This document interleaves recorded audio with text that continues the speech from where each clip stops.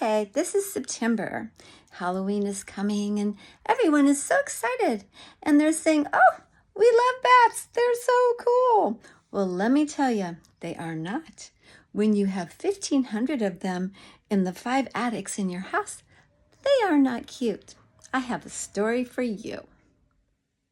Well, in 2005, we moved into my dream house. I always wanted to have an old house, and this one had an old house plus a little baby house next door. Well, we were so happy, and we wanted to share our happiness with our family and friends. So we invited everyone we knew to come to a big party, a potluck, on July 3rd. It was a beautiful day in every way. People came, they played all the outdoor games. At 8 o'clock, after the potluck and the food was getting kind of mushy, we rang the bell and everyone came for the historic tour. Well, I took them up and down the big house, up and down the little house, and it was just so much fun sharing all the historical details that I knew about the house and the family. Wow. Before the fireworks started, all of a sudden, one of our friends said, "What are all those bats coming out of your chimney?" And I thought, oh, they're just flying by, no big deal.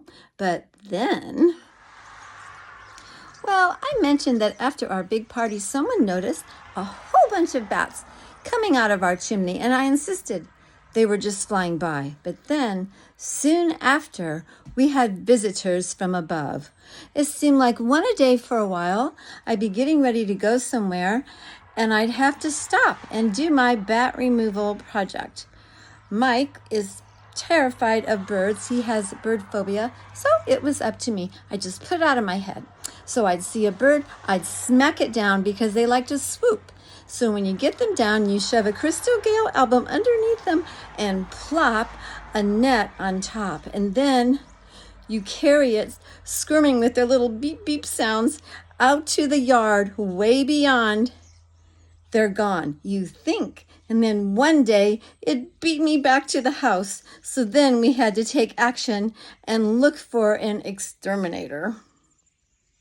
So the hunt was on. We searched everywhere for an exterminator that would get rid of bats, but they all said, no, bats are good. They eat mosquitoes. My goodness, we don't need them in our house. So I researched it, and what I had to do was make a way for the bats to get out, but not come back in. So we went to the hardware store to buy hardware cloth, a flashlight that wouldn't shine in the baby's eyes and scare them, some kind of red flashlight thing. And I was going to go upstairs in the attic, and I was going to put a place where they could go out but not come back in. Okay, so I had all the supplies. We were at the hardware store. I was going to go in there and do it. Mike was going to be downstairs with a phone so we could communicate back and forth. Well, we were at the register and we saw this young man who heard us talking and said his house had 1,000 bats. And we're like, oh my gosh, what did you do? And so he told us about this company in Tipton, Indiana that would help us out. Okay, we'll try it. Well, I was so happy that we found someone else, a professional, to get rid of the bats in our attic. So Batman arrived and his assistant and their 2 tiny girlfriends with waist-length hair. I thought, okay. So they went upstairs to the attic. We have 5 attics and the house is almost 200 years old. So the bat colony had a lot of time to be established. So, okay, they went to the main attic and the entrance was too small. So the girls wound up their hair and they were going to go peek inside the hole. They also were too big to fit through the hole. So Batman's assistant put his arm up through the hole with his phone and videoed the inside of the attic.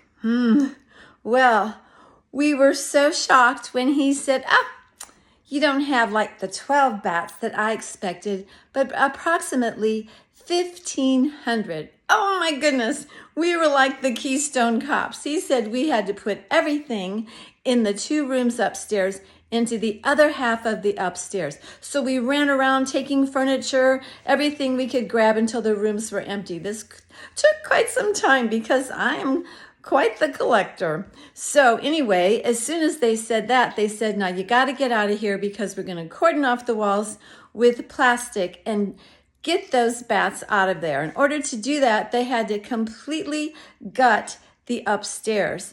So we're in shock. We stayed at a hotel for 5 days.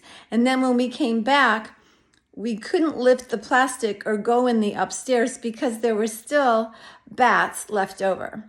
What they did, they cordoned off the rooms with plastic and they came back the next day with this truck with a trailer with a bag that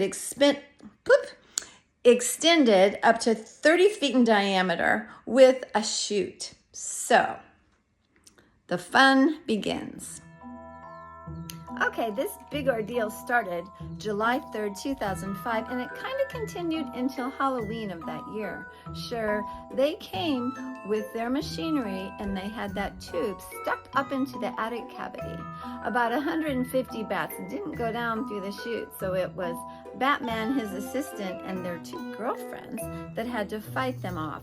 Anyway, they swooshed all of the bats down through the chute into a bag on the back of the trailer that could reach up to 30 feet in diameter. So there they went, but we still had them in our house from before. So every time we turn around and we see like a black dot, it might be a bat, it might not. Anyway, it was a total nightmare. I'm so glad that it's over, but it took demolishing the whole half of the upstairs with our new neighbors not knowing what to think of us when there were huge piles of inside of our house, the lathboard, the bats, the twigs, all the mess. I'm sure we didn't make a very good impression with dumpsters all over the outside of our house. Anyway, it is over now. We haven't seen bats for years, and thank you, Batman. Upstairs, when they demolished the whole half of the upstairs, they also had to go into the cavities of these 2-foot deep window walls. Well, underneath here, there is a passageway for the Underground Railroad that goes around this big area. We have 5 different wells like this, and they pulled out 30 garbage bags full of bat guano. That's bat poop to you. Terrible. This is a photo of some of the bats that were up inside, looking quite comfortable there. This is the devastation, totally gutted the whole mess. It was awful. We thought it would never be over. I never spackle over these nail holes on our stairway. We had a big piece of fabric here to keep the bats from coming down into the main house. One day we thought it was safe and we were going to remove the fabric, and then we felt a bat on the other side of the sheet. Oh, such memories. So thankful that it is over.